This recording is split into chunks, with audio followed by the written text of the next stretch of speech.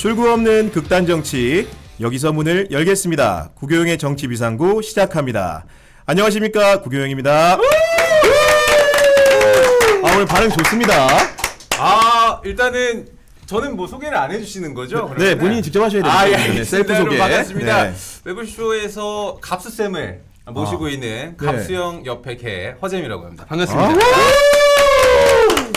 아니 제가 어제부터 굉장히 많이 우리 교영이 형님의 이 워딩과 이런 방송을 좀 분석을 했는데 댓글로 성시경을 닮았다는 이야기를 듣고 안 그래도 공헌력이 상당하시구나라는 생각을 좀 했습니다. 안 그래도 그 댓글을 보고 굉장히 모르는 사람이 달았을 줄 알고 흥분이 됐는데 추적 결과 공무원으로 밝혀졌습니다. 아는 공무원, 지인 공무원으로. 네. 여기까지만 하겠습니다. 네. 아니 월요일부터 이제 형진이 형님 나오셨고 그리고 화요일날 민기 형님 나오셨고 어제는 방송 천재 우리 수산이가 나오지 않았습니까? 네, 맞습니다. 저를 왜 부르신 거예요? 이게 아무래도 다양한 캐릭터들을 체화하고 배워야 방송 진행에 유연하게 대처할 수 있지 않겠습니까? 우리 허재무 씨를 모심으로 해서 뭔가 완성을 하고 싶다, 방송을. 저는 크게 두 가지로 제가 분석을 좀 해봤습니다. 첫 번째는 이 정치 비상구가 정말 급하구나. 나를 부를 정도로 정말 급하구나. 그러니까 비상구로 가야 되는데 저는 지금 막다른 길이거든요. 막다른 길입니까? 네, 큰일 납니다. 두 번째는 금요일날 힘을 정말 빡 주시려고 목요일날 살짝 쉬어가는 코너를 저를 부르신 게 아니에요. 내일 굉장히 MC가 좀 저는 누가 올지 매일매일 좀 상상하게 됐어요. 내일 오실 분들을 미리 말씀드리면 너무 이제 우리 구독자님들이 좀 이렇게 김이 빠질 수 있으니까 김이 좀 빠지니까 그거는 조금 이따가 공개하도록 하겠습니다. 이렇게 되고요. 일단은 오늘 이제 중요한 분들 나오셨습니다. 먼저 신인규 민심동행 창당준비위원장이 나와주셨습니다. 박수 좀 주시죠. 네, 안녕하세요. 신당은 신인규 인사드리겠습니다.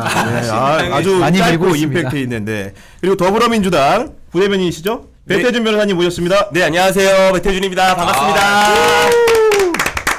자, 오늘은 중요한 분들 모셨지만 본격적인 토크에 앞서서 그 브레이킹 뉴스가 하나 있습니다. 바로 우리 여러분들 잘 아시는 이현주 전 국민의힘 의원님이 전격적으로 오전에 탈당 발표를 하셨거든요. 그렇기 때문에 우리 정치비상구가 이런 핫한 소식을 직접 먼저 전해야 된다. 두 분 변호사님께 양해를 구하고 먼저 이현주 의원님께 전화를 드려서 연결을 해서 탈당 심의 한번 들어보도록 하겠습니다. 이거 라이브 생방송입니다. 바쁘실 텐데. 바쁘시겠죠. 그렇지만 정치비상구 전화를 받을까 말까 한번 가보겠습니다.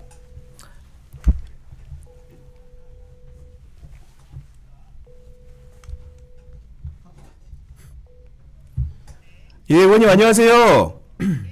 네, 구교영의 정치비상구입니다. 네네. 지금 스피커를 안 켜서 잘 안 들었습니다. 죄송합니다. 네네. 구교영 정치비상구인데 오늘 깜짝 놀랄 만한 소식을 좀 전해주셨어요. 네. 네네. 국민의힘 탈당 선언을 하셨는데요. 네. 이런 결심을 하게 된 계기가 좀 무엇인지 궁금합니다. 그러니까요. 뭐 그래도 어쨌든 웬만하면 이제 좀 이렇게 머물러서 이렇게 뭔가 이렇게 기대를 하고 이렇게 지켜봤는데요. 우선은 이제 두 가지였는데, 비대위원장이 윤석열 대통령의 분신이 오셨잖아요. 맞습니다. 한동훈 비대위원장 오셨죠. 그렇죠. 그러니까 그리고 그 이후에 행보를 보니까 특검법에 대한 태도도 그렇고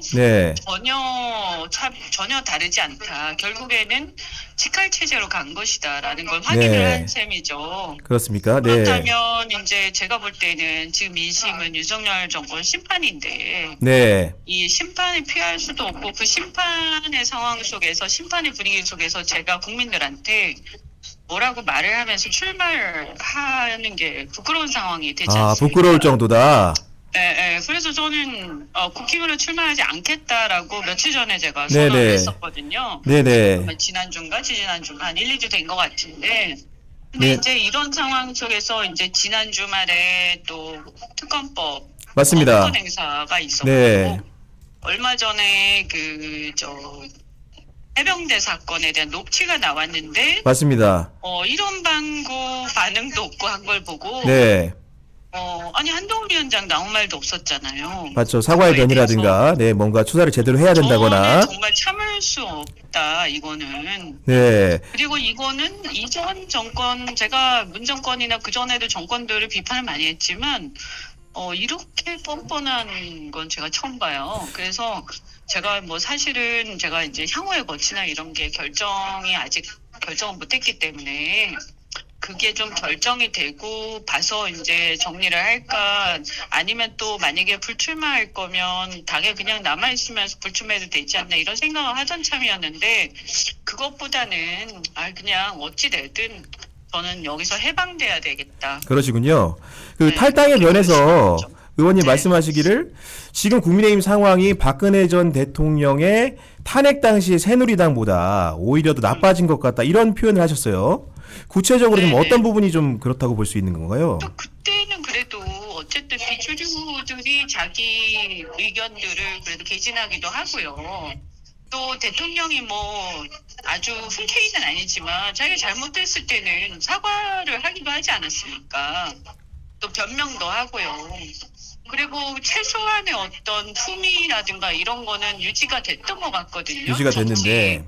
네, 근데 지금은 그냥 자기 멋대로죠. 멋대로다. 네, 그냥 멋대로죠. 그냥 국민을 완전히 깔아뭉개고 있죠, 지금.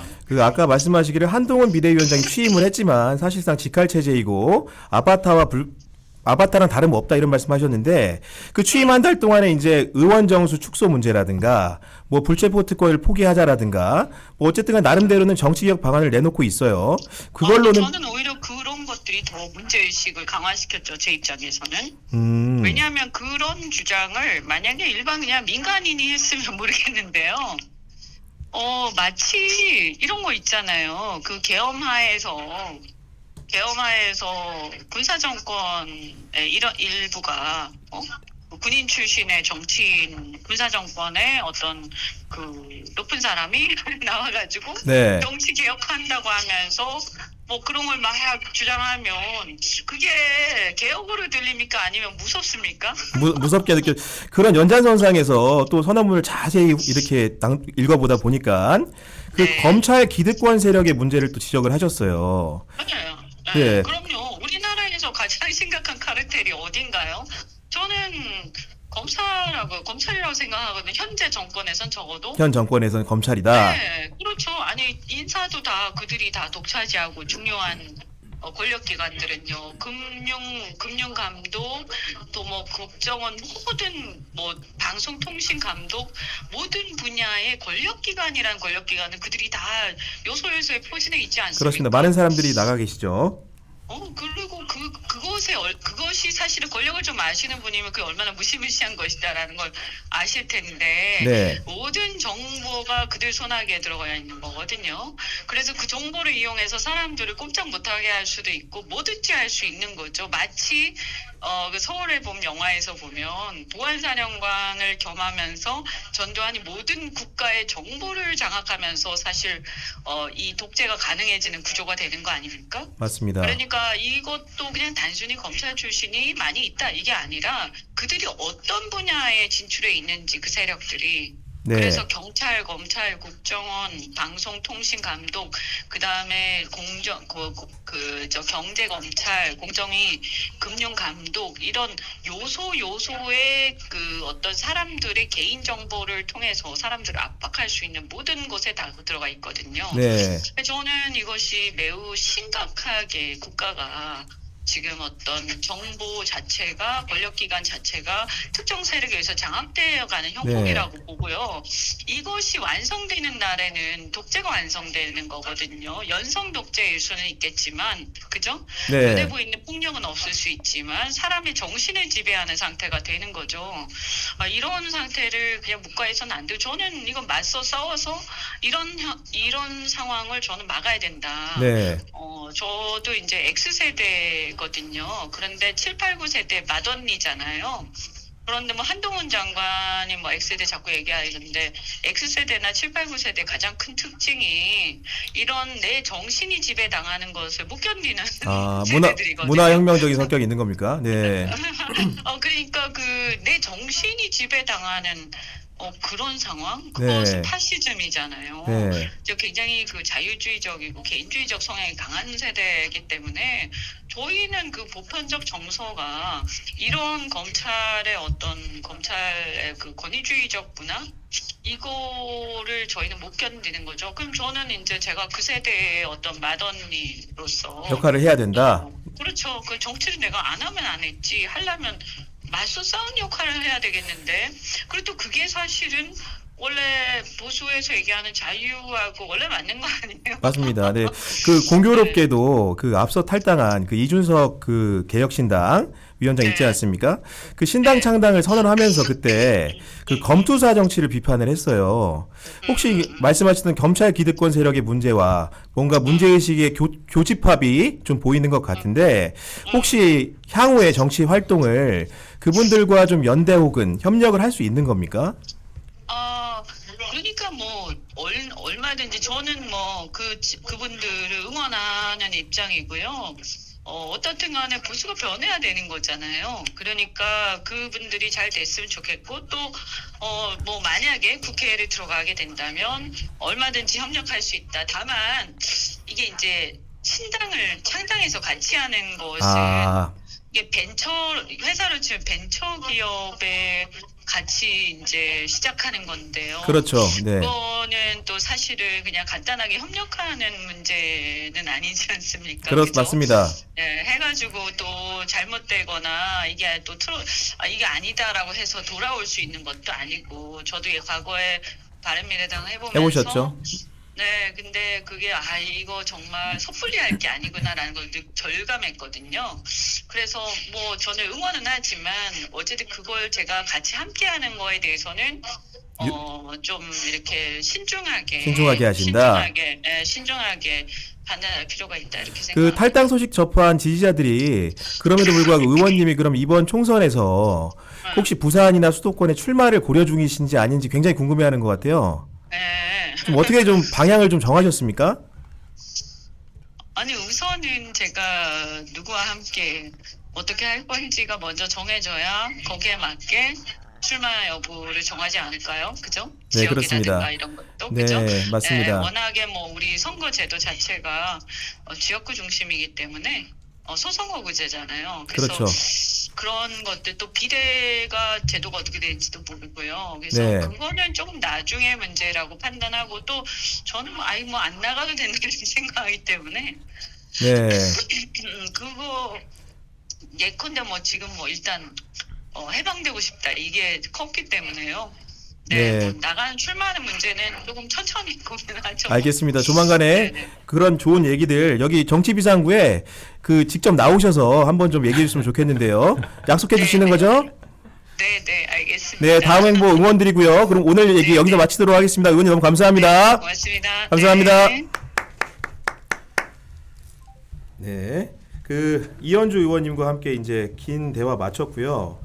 그 아무래도 여기 지금 이 자리에 그 탈당하신 선배님이 계세요.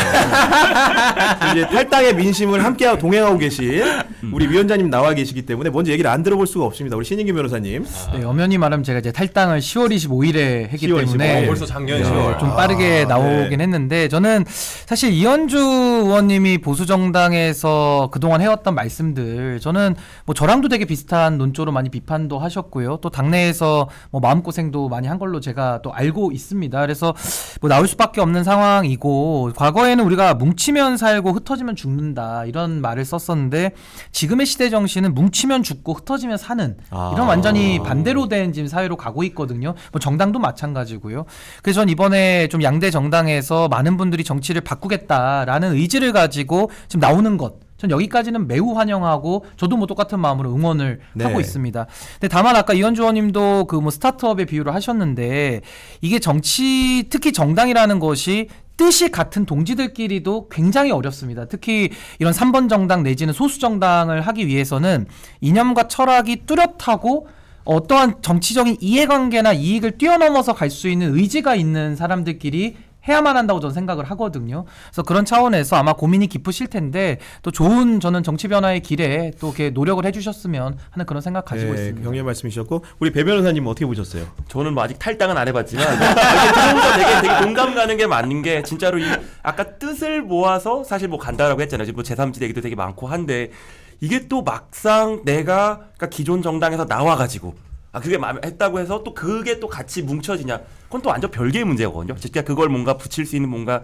그런 뭔가 촉매라든지 이런 뭔가 응고할 수 있는 이제 그 하나의 힘이 필요한 건데 일단 저희 신인규 변호사님께서 잘 해주실 거라고 믿고 이제 그런 식으로 해서 꼭 이현주 의원님이든 신인규 변호사님들 다 모두 잘 되시기를 바란다는 네, 바라겠습니다. 그럼 이 얘기를 서두에 또 안 할 수가 없는데 이것도 역시도 이현주 의원님의 탈당만큼이나 브레이킹 뉴스에 가깝습니다. 그 오늘 대통령께서 그 전북 특별자치도 출범식에 가셨어요. 근데 거기 이제 지금 방금 영상이 돌고 있는 것을 보면 현장에 참석했던 진보당 강성희 의원님이 뭐 경호원들에 의해서 사지가 이제 끌려 나오는 모습이 연출이 됐습니다. 그리고 전해지는 기사 내용이 맞다면 그 강 의원님이 우리 대통령이 면전에서 국정기조를 바꿔야 된다 이런 말을 하셨다는 거예요. 입 바른 소리를 한 건데 그런 것들을 경호원들이 국회의원을 상대로 제지를 했다는 겁니다. 이런 풍경 사실은 굉장히 오랜만에 보는 것 같은데요. 신 변호사님 좀 어떻게 보셨습니까? 근데 저도 그 장면을 뭐 일부 제가 봤는데 사실 뭐 강 의원님이 어떤 얘기를 대통령 앞에서 했는지는 조금 더 밝혀져 봐야 될 것 같아요. 어떤 뭐 위협을 해서 뭐 예방적 경호를 과잉해서 한 것인지 뭐 좀 따져봐야 될 건 있겠지만은 일단 표면적으로 봤을 때 국민의 대표거든요, 국회의원은. 근데 국민의 대표에 대해서 지금 윤석열 정부 들어와가지고 국회를 무시하는, 그러니까 즉 국민을 무시하는 태도를 일관되게 취했는데 이번에도 국민이 선거를 통해서 위임한 국민의 대표를 저런 식으로 사지를 다 들어가지고 바깥으로 내동댕이를 친다? 이거 국민들께서 납득이 되실까요? 그러니까 저는 이 경호의 원칙도 없고 또 대통령에 대해서 그 쓴소리를 면전에서 하는 거를 용인을 못하는 그 행태가 전 정말 이해할 수가 없고 이것은 윤석열 정부의 국민 무시 DNA가 경호에도 저는 번진 거 아니냐 저는 그렇게 생각합니다. 여기 전주 을 지역이 사실 제가 전주 출신입니다. 그래가지고 관심을 많이 가지고 있는데 초코파이 좋아해요?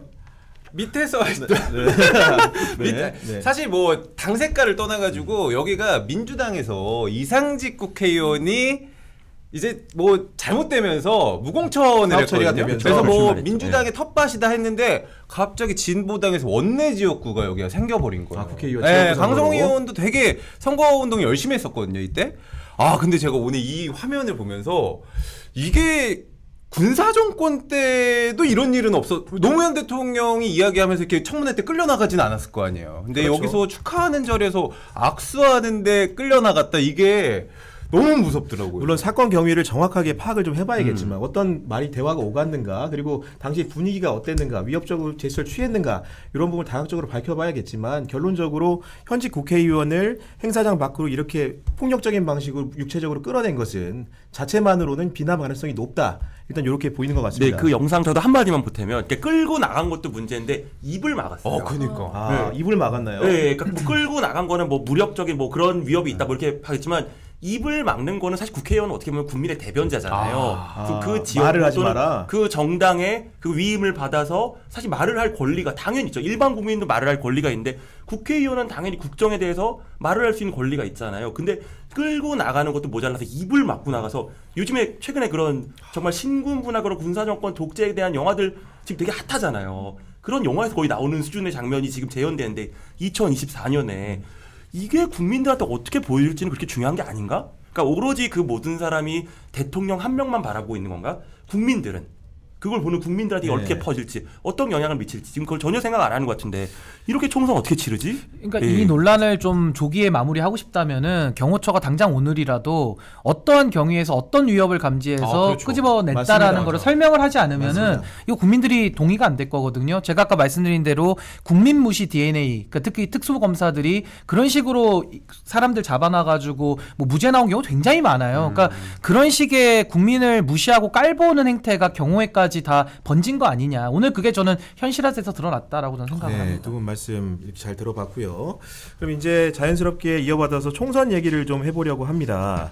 그 어제 오늘 계속 그 여파가 이어지고 있는데요. 국민의힘 공천 얘기입니다. 그 서울 마포울에 이제 조국 흑서의 저자이자 또 이제 그 대장동 저격수로도 알려진 김경률 회계사 지금 또 당에서 비대위원이라는 중책을 맡고 계신데요. 이분을 공천한 걸 두고 사실은 뒷말이 많아요. 그 신년 인사회에서 한동훈 위원장이 뭔가 손을 들어주는 제스처를 취하면서 사실상 단수 혹은 전략 공천을 예비한 게 아니냐는 느낌을 준 거죠. 가장 큰 문제는 뭐였냐? 그 지역에서 오랫동안 정청래 의원과 맞붙어서 싸운 그 김성동 당협위원장이 현장에 있었다는 겁니다. 그러니까 당협위원장 주인이 있는데 그 새로운 주인을 소개한 격이었어요. 그래서 이제 굉장히 그 공천 뭔가 비화가 되고 있는데 이런 부분들 그 신인규 변호사님 좀 어떻게 좀 보셨어요? 그러니까 우선 이제 공천을 앞두고 양당이 지금 다 문제가 있는 상황 속에서 이제 리스크 관리를 잘해야 되지 않겠습니까? 그게 이제 총선의 결과로 연결될 텐데 지금 한동훈 비대위원장 오고 나서부터 가장 큰 그 당내에서의 의구심 내지는 국민들의 부정적인 시선은 아무래도 윤석열 대통령 지금 사당화를 완성해가는 과정 속에서 결국에는 윤석열 대통령과 가까운 사람들을 낙하산으로 내려보낸다. 이제 이거 아니겠습니까? 근데 김경률 회계사는 국민의힘에서 활동하셨던 분은 아니고요. 과거에 뭐 참여연대나 뭐 소위 말하면 조국 전 장관 때 진보 진영에서 이제 넘어오신 분이잖아요. 근데 이분에 대해 가지고 사실상 손을 들어주는 이제 그런 제스처를 보였고 그 자리에 또 공교롭게 현직 당협위원장이 있다면은 그 당협위원장 입장에서는 너무나도 황당한 날벼락 아니겠습니까? 그렇죠. 근데 이것이 다만 마포 의뢰만 한정된 것이 아니라 지금도 많은 당협위원장들이나 아니면 그 지역에서 그 선거를 위해서 당을 위해서 열심히 노력하신 분들 계시는데 이런 식으로 공천을 하는 게 그 기정사실화 된다라고 한다면은 이거 누가 불복하겠는, 누가 여기 승복하겠느냐. 그래서 저는 뭐 내막은 지금 좀 더 알아봐야겠습니다만은 한동훈 위원장의 리스크가 지금 위험한 부분이 여러 지금 조짐을 통해서 드러나고 있는 거 아니냐 이렇게 봅니다. 그 오늘 김경률 회계사가 그 기자들을 상대로 백브리핑을 했는데요. 그 자리에서 이런 얘기를 했어요. 자기가 어떻게 그러면 마포울에 이렇게 나서게 됐느냐.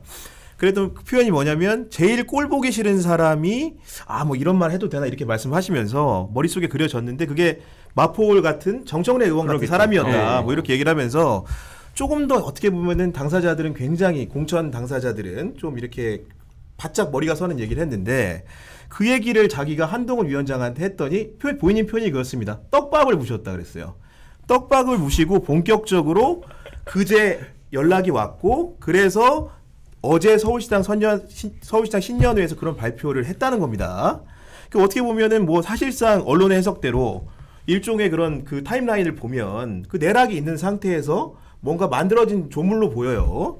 그런 부분인데 그 배 변호사님 지금 남일 아니지 않습니까?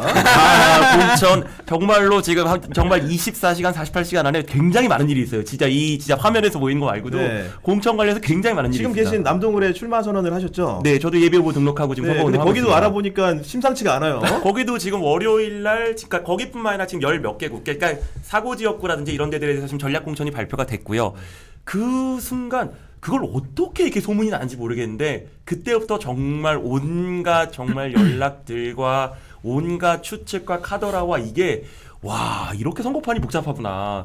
진짜 말할 수 없는 비화들이 정말 하루하루 굉장히 빠른 속도로 만약에 우리 배 변호사님은 분명히 좋은 일 있을 기원을 하지만 정말로 요거처럼 뭐 이렇게 적나라한 표현 안 하겠습니다. 누군가가 새로운 사람을 내가 준비하던 곳에서 이렇게 어느 날 이 사람이다. 바로 이 사람이 이렇게 한다면 어떨 것 같으세요? 아직 저희는 저런 일이 안 벌어졌으니까 저희는 저런 일이 안 벌어질 거라고 저는 믿고 싶은데 정말로 미래를 향한 공천 이런 메시지가 딱 있는 건 모르겠는데 지금 말씀 들어보면 그냥 뭐 떡밥 낚시하나요 지금? 떡밥을 물어서 공천했다. 그러면 이거는 누구한테 보여주는 거지?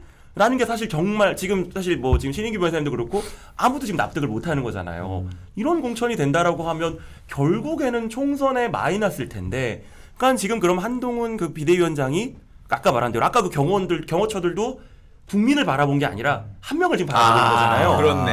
그러니까 지금 이 한동훈 위원장님이 정말 이렇게 카메라를 보고 말을 하지만 이 바라보고 있는 이 카메라 너머의 대상이 한 명이냐 5천만이냐 이건 방향을 정해야죠. 갑자기 노래가 생각납니다.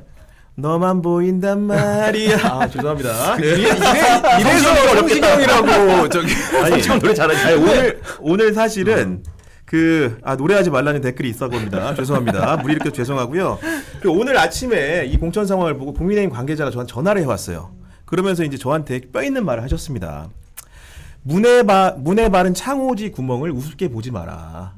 결국은 그 구멍 때문에 문이 부서질 수 있다. 뭐 이런 얘기를 하시면서 만약에 이번 그 공천 파동의 결과가 어떻게 끝날지 모르겠지만 만약에 한동훈이 이끄는 국민의힘이 선거에서 원하지 못하는 결과를 얻는다면 아마도 이 사건이 기록이 될 것이다.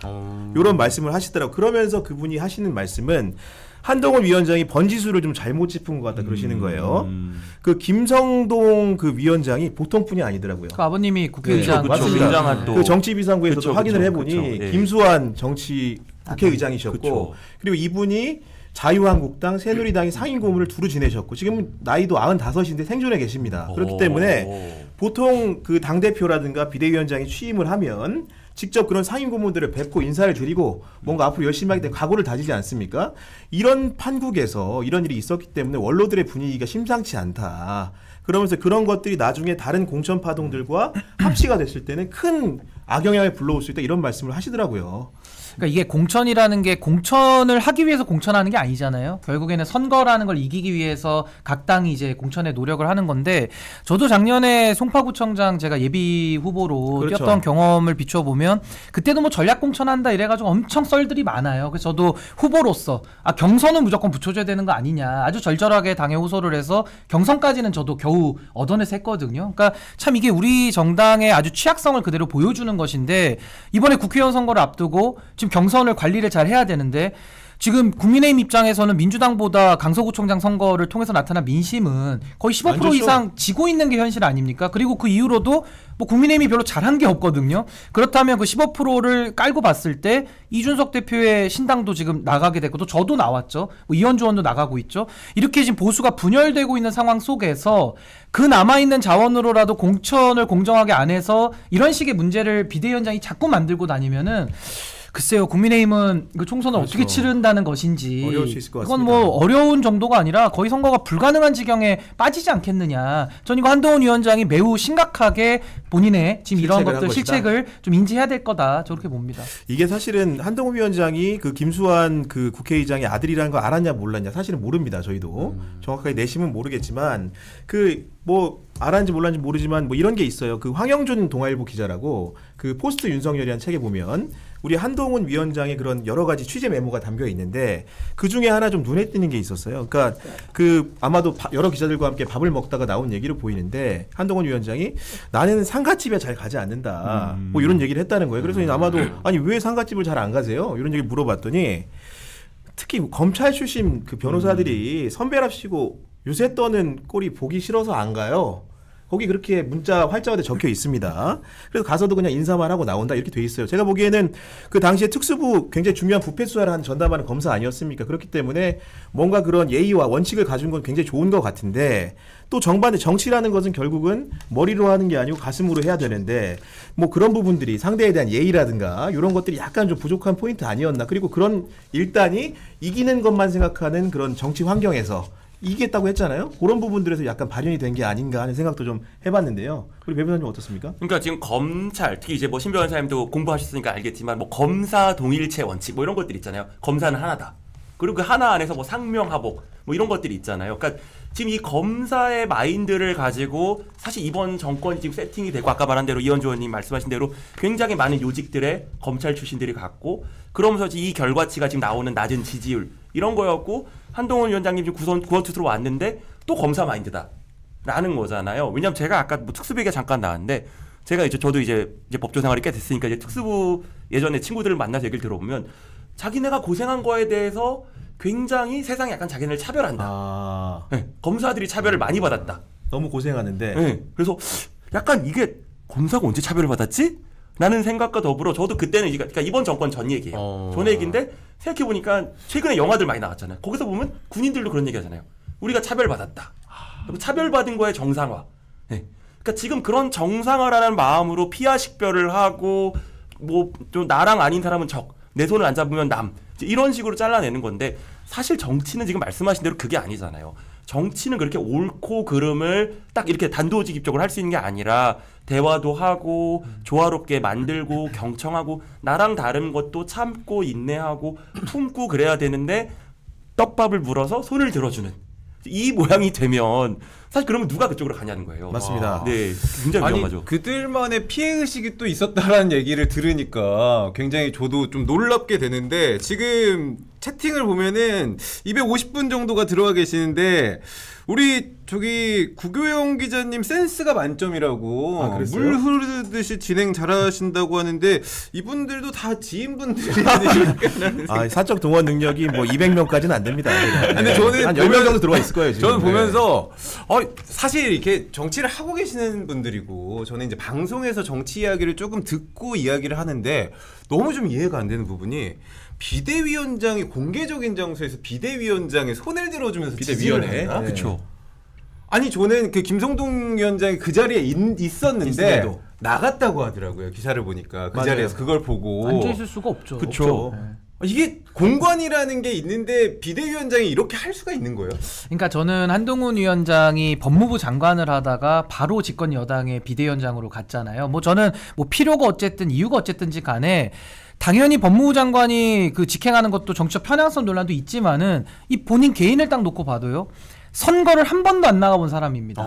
경선도 한 번도 안 해봤겠죠? 아마 모르죠. 당원 당규도 안 읽어봤을걸요. 만약에 당원 당규를 잘 알고 있으면 그것도 이상한 거예요. 아니 법무부 장관 했던 사람이 왜 남의 당의 당원 당규를 왜 그런지 사전도 논란 나와요. 그래서 저는 결국에는 한동훈 장관은 뭐 그대로 믿어드린다면 아마 정치를 전혀 모를 겁니다. 그럼 이제 주변 사람들 조언받아서 할 수밖에 없는 건데 그러다 보니 이런 식의 실수가 나오는 거죠. 이게요. 대선도 뭐 양대 진영이 결집을 해서 붙는 선거니까 어렵지만은 사실 총선이라는 선거가 더 관리하기가 더 어렵습니다. 왜냐하면 후보자들이 얼마나 많고 그 전략적인 것을 각 지역마다 판단을 해가지고 비대위원장이 어쨌든 당을 이끌어가야 되거든요. 그러니까 본인이 경험이 없다 보니까 이런 식의 실수. 근데 이 실수는 너무나도 치명적인 거기 때문에 저는 김성동 의원도 당연히 받아서 그 자리 나가는 거 충분히 이해되지만은 아마 다른 지역의 당협위원장들 예를 들어 검사들이나 뭐 청와대 지금 용화대라 그러죠. 저 용산에 가까웠던 분들이 와서 기지개 풀고 있는 지역의 지역구를 관리했던 당협위원장들은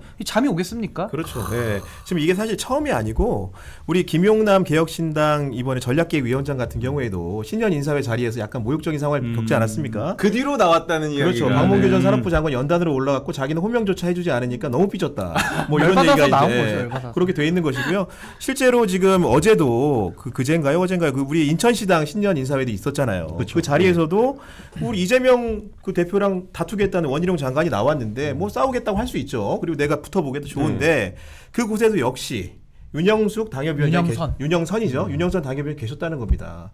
그렇기 때문에 이미 이제 사실은 이게 1차전이 아니었고 이미 3차전쯤 된다. 뭐 이런 얘기들이 있었던 아니 윤영선 위원장님은요. 대선 때도 보궐선거 뛰시면서 고생 많이 하신 분이고요. 그 지역 토박이신 거예요. 토박이시구나. 쭉 지역을 닦아오고 선거 때마다 당이 어려울 때 자원해서 나갔던 분을 늘 지지 않았습니까? 예, 그런데 이런 식으로 낙하산으로 뭐 원희룡 장관이든 누구든 간에 뭐 그분들의 스펙이 중요한 게 아니라 이런 식으로 와서 공정하지 않게 공천을 준다고 한다면은 누가 당을 위해서 일하겠어 헌신하겠어. 제가 볼 땐 지금 눈에 안 보이는 것 같아요. 그러니까 이게 보이는데 일부러 무시한 게 아니라 이 검사 동일체나 이런 마음에서는 본인은 더 비슷하게 봐야 되고 그게 아니면 이제 그냥 안 보이는 세상에 있는 거니까 안 보이는 사람 어떻게 소개해? 안 보이는 사람 어떻게 연산을 올려줘? 거의 이 수준에 지금 가까운 실수들이 계속 지금 연발되고 있는 건데 이게 과연 바뀔까요? 어렵다고 보시는 거죠. 근데 이런 우리 변호사들이니까 잘 아시지만 다수설, 소수설, 판례라는 글이 있지 않습니까? 근데 소수설도 있긴 있어요. 보면은 우리 김경률 비대위원을 그럼 왜 한동훈 위원장이 그렇게 공개적으로 상찬을 했느냐?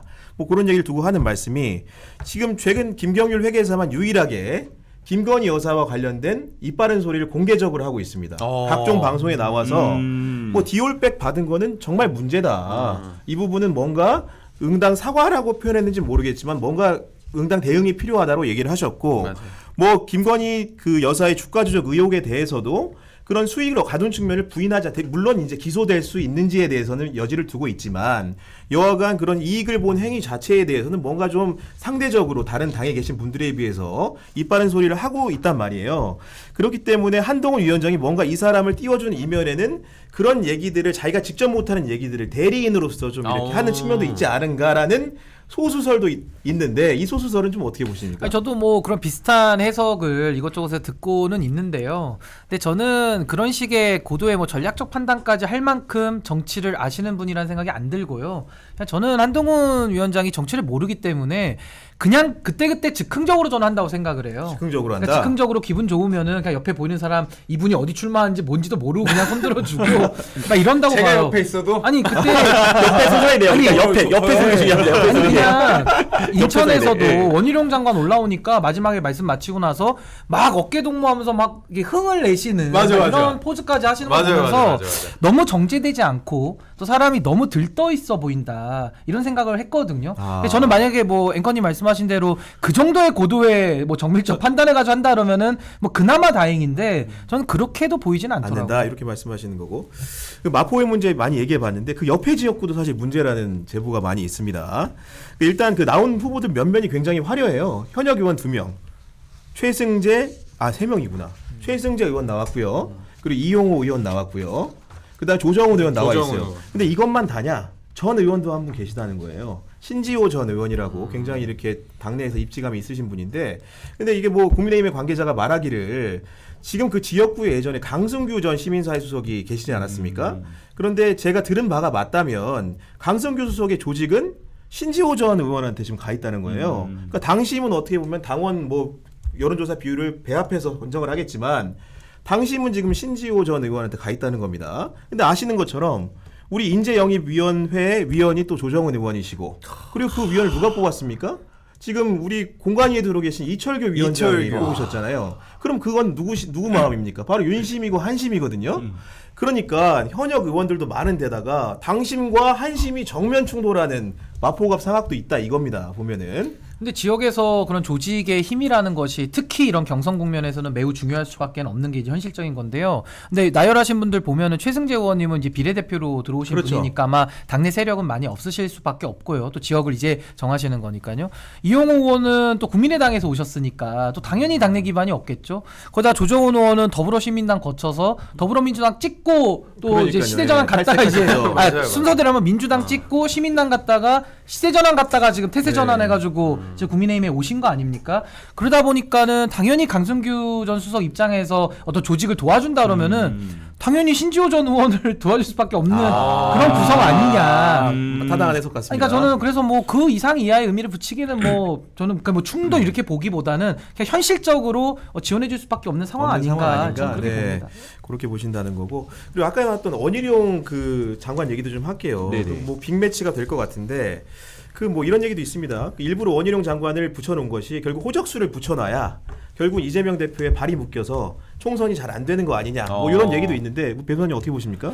그러니까 지금 뭐 이재명 대표가 지금 뭐 계양 의뢰 사무실을 뭐 확장했다. 이제 뭐 이런 얘기들도 나오고, 그 다음에 이제 예비 후보 관련해 가지고 이제 그 당의 그 적격성 심사할 때 어쨌든 계양 의뢰에 대한 얘기들을 굉장히 많이 해서 어느 정도까 뭐 아직 확답을 하신 건 아니지만 지금 뭐 이제 피스당에 나오신 지 얼마 안 돼 가지고 계양 을 쪽으로 약간 이제 어느 정도 이제 점점점 방향이 잡혀가는 것 같고, 거기에 대해서 지금 며칠 전에 지금 이제 그 인천시당 그 국민의힘 그 행사에서 지금 월급 원희룡 장관이 본인이 정말 이걸로 하겠다. 맞다이 하겠다. 네, 맞다이 하겠다. 네, 라고 하는 건데 사실 원희룡 장관 그러니까 약간 입장에서는 저도 체급이 올라가는 거예요. 해보면 왜냐하면 이재명 대표는 사실 대선을 뛰었잖아요. 대선주자. 그러니까 이 업계에서도 다 체급 차이가 있는 건데 지금 어쨌든 대선에서 아주 아깝게 패배를 하고 지금 계양을해 국회의원 하면서 지금 이제 당대표를 하고 있지만 어쨌든 대선 주자인 거고, 그러니까 대선을 완전 띵 분이고, 사실 원희룡 장관은 대선을 가고 싶어하는 사람인 거잖아요. 이제 그렇게 해서 지금 와서 붙는 건데,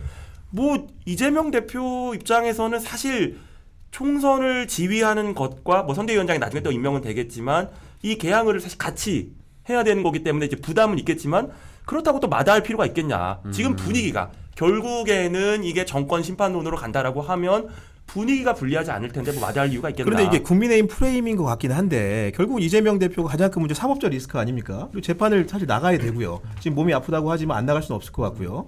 그런 지역구도 사실 관리를 또 해야 돼요. 가서 선거운동도 해야 됩니다.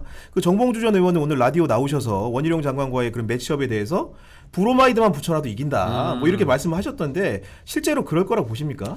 근데 저는 수도권 민심이 당연히 이제 정권 심판론 때문에 이제 안 좋은 거는 맞고요, 국민의힘에. 근데 저는 이제 이재명 대표의 지역구 선거는 조금 저는 달리 봐야 된다고 생각을 합니다. 왜냐하면 워낙 요주의의 인물이잖아요. 그러니까 당 대표, 특히 야당 대표를 하고 있고 이재명 대표도 그동안의 행보에 대해서 또 한 번 국민적 심판을 받는 이제 그런 기회 아니겠습니까?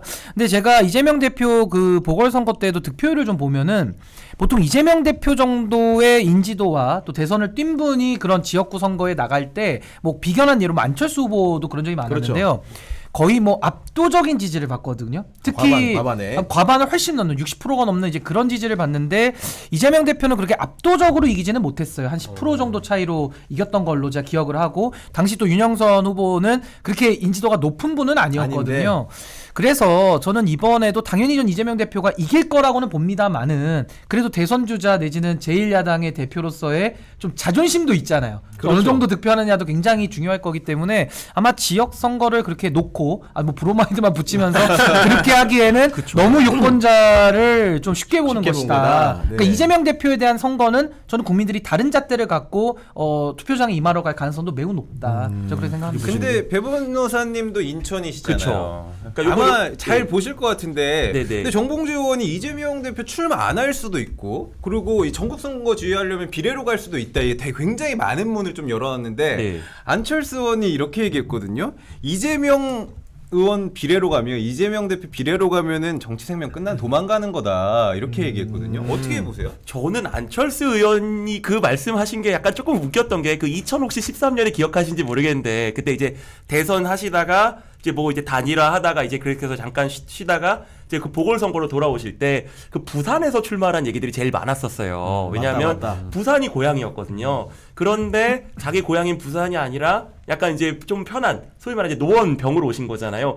그때도 뭐 노원병에 가면 정치 생명 끝나네 어쩌네 비판론이 굉장히 많았는데 지금 안 끝나셨잖아요. 지금 뭐 지금 분당 갑으러 가셨죠. 그러니까 지금 이제 그렇게 해서 노른자위를 많이 가져가셨는데 이제 와서 여기다 대고 사실 뭐 그렇게 개항도 뭐 이재명 대표가 성남 내려가는 것도 아니고 성남 가면 진짜 그냥 정말 브로마이드 붙여도 가능하겠지만 인천은 나름 인천의 정서가 있기 때문에 시장도 뭐 사실 국민의힘 아닙니까? 그러니까 그렇게 간단하진 않거든요. 근데 뭐 거기 뭐 그걸 했네 뭐 비례를 가는데 뭐 이게 무슨 정치 생명이 끝나네 사실 다른 당에서 그렇게 하실 얘기는 전혀 아닌 것 같고요. 그건 어차피 민주당이 알아서 할 문제입니다. 그래서 저는 인천에서는 3당의 후보 누굴지는 모르지만은 소위 이제 3세력이 뭔가 태동이 돼서 뭔가 이렇게 뭉쳐진다면 전 그분이 오히려 어부지리를 얻을 가능성이 높다고 생각하거든요. 왜냐하면 이재명 대표 싫고 또 윤석열 대통령은 본인이 대통령이니까 출마를 못하니까 원희룡 전 장관을 이제 대리인격으로 출마시키는 거 아니겠습니까? 그렇다면 그 지역에 사시는 분들만이라도 도대체 1번, 2번 못 찍겠다라고 해서 3번의 후보를 잘 낸다면은 거기서는 오히려 그 어부지리를 얻는 그럴 수도 있고 과거에도 관악을 해서 인천에서 1번 준비하는 사람인데 아니 뭐 그런 재밌는 상상도 해볼 수 있을 것 같아요. 정말 그런데 상상력이 정치인 상상력이니까 멀리서 보면 재밌네요. 충분히 가능한 얘기로 들립니다. 마음이 막 철렁했는데 근데 또 말씀드리면서 자주 왜냐하면 인천이 또 굉장히 뭐 이런저런 이슈들도 많고 그러다 보니까 지금 선거판이 굉장히 과열돼가지고 굉장히 복잡하고 지금 말씀하신 대로 제3지역에서 후보를 낸다는 얘기들이 꽤 있습니다. 그리고 이제 아무래도 또 젊은 층들 그리고 굉장히 관심 많은 젊은 층들이 많다 보니까 있으니까. 네, 약간 후보들을 제3지역에 있는 분들이 어느 정도 모았다는 얘기들도 이미 소문이 좀 났어요. 네. 그러다 보니까 어떻게 보면 그러니까 이제 1번, 2번 그러니까 뭐 민주당 국민의힘 모두 정말 미래를 바라보는 후보를 잘 내야죠. 잘 내서 선거를 치러야지 되지 정말 그렇게 브로마이드 붙이는 선거를 해가지고는 고전할 수 있다는 건 전 그건 동의를 해요. 네, 죽고 사는 문제 계속 이어가고 있는데요. 사실은 민주당에서도 좀 그런 얘기들이 있어요. 우리 이제 원칙과 상식 의원들 중에 네 분 중에 한 분이 홀로 남으셨잖아요. 외롭게 윤영찬 의원님이 이제 당에 남아 계신데 사실은 경쟁 후보였던 현근택 그 민주연구원 그 부원장인가요? 그분이 이제 애석하게도 불출마를 선언을 하셨습니다. 그래서 홀로 남은 것 같지만.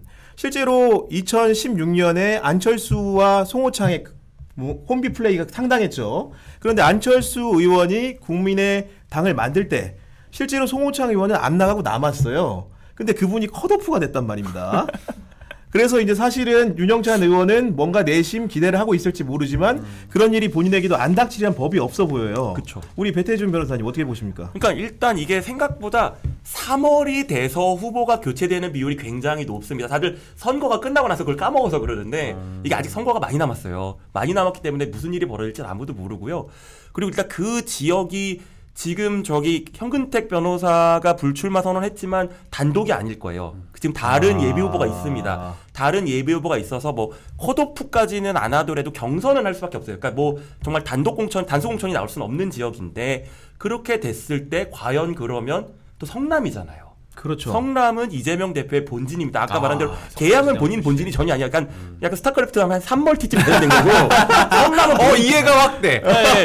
그러니까 누가 쳐들어오면 그냥 쳐들면 되고 거기는 본진이잖아요. 그러니까 거기에 있는 당원들이나 그런 결집력이 이재명 대표 지지율이 다른 데보단 훨씬 높을 텐데 그 여론이 어떻게 될지는 몰라가지고 아마 그렇게 그러니까 저는 이번에 그 탈당을 안 하신 게 설마 공천 때문이라고 생각은 안 하는데 그냥 정말 본인의 소신과 결단, 민주당의 통합을 지켜주는 거라 믿고 싶은데 어쨌든 그렇다고 공천을 안심할 수 있냐? 그건 전혀 아니라고 봐요. 두고 봐야 된다. 그쵸. 그런 말씀이신 것 같고 그리고 이제 각 당이 선거운동이 한창이기 때문에 서로 어떤 그 안주거리를 가지고 국민들에게 이제 설득을 하냐 이런 문제를 남아 있는데 지금 이재명 대표가 어쨌든 간에 피습 15일 만에 그 당무 복귀를 했고요. 그렇죠.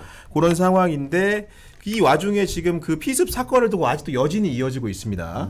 사실 민주당 같은 경우에는 뭐 국정조사라든가 특검을 통해서 뭔가 수사기관의 불충한 그런 조사 내용들을 새로 한번 밝힐 필요가 있다 이런 얘기를 하고 있고요. 반대로 또 응급행기 이송 문제를 가지고 일부 언론의 보도가 강하게 이어졌고 후속적으로 권익위에서는 국민적 여망에 따라서 조사에 착수하겠다. 이런 걸 뭐 자료로도 냈어요. 뭔가 이 화두를 가지고 계속 이제 싸우고 있는 양상인데 우리 신 변호사님 보시기에 좀 어떻습니까? 근데 이제 뭐 참 믿기 어려운 일이 발생이 된 거죠. 그러니까 과거에도 이제 정치인들에 대한 테러들이 있어 왔고 최근에는 이제 정치가 언어가 좀 조롱 내지는 그런 것이 뭐 혐오 이렇게 가다 보니까 이제는 실제로도 현실에 나와서 칼을 들고 정치인한테 덤비는 이런 상황까지 온 거라서 저는 이건 매우 심각하게 좀 받아들여야 되는 상황이다 이렇게 보는 거고요. 저는 그래서 이 사안에 대해서는 좀 차분한 대응이 필요하다고 저는 봅니다. 차분한 대응. 사람의 생명과 안전에 대한 것을 정쟁화하지 말자면서 또 정쟁화하거든요. 그러니까 이런 식으로 접근해서는 우리 사회가 더 나아갈 수가 없고요. 전 이 부분은 정말 침착하게 우리가 볼 필요가 있고 저는 경찰에서 그 뭐 초동 뭐 경호를 못한 부분 뭐 이 부분이야 뭐 예상치 못했으니까 넘어간다 하더라도 이후에 그 수사를 처리하는 뭐 그 혈흔을 빨리 지운다든지 뭐 와이셔츠가 딴 데서 발견되는 여러 가지 의구심이 있는 부분들이 있어요. 그리고 뭐 그 신상 공개에 대한 부분도 있고요. 그러니까 이런 거에 대해서 미진한 부분은 우리가 따져볼 수는 있는데 이걸 가지고 또 정치적으로 이익을 보겠다고 뭐 경찰에 대해서 뭐 무슨 투쟁 탄압 대회처럼 뭐 이런 식으로 정치 쟁점을 하게 되면은 이것도 역풍이 불 수 있다. 근데 저도 이제 예전에 출입 기자로서 경찰을 좀 많이 담당을 해봤는데 어느 공무원분 이런 얘기 하시더라고요. 그 마크 리퍼트 주한 그 미국 대사가 그 광화문 한복판에서 이렇게 당했죠. 피습을 당하지 않았습니까? 그때와 어땠는지 한번 균형적으로 생각을 해보라. 그때는 아마도 피의자 성명을 공개를 했던 것 같고 그리고 아마도 당시에 관할 서장 같은 경우에도 굉장히 어려운 지경에 처했었고 그리고 당시에 밝혔던 피의사실 내용이라든가 이런 것들이 견주어서 지금 이재명 대표 피습의 상황들과 어때 보면 어느 정도 정답 혹은 근사치가 있을 것이다 이런 얘기도 하시더라고요. 그렇죠. 배 변호사님은 민주당에 계시니까.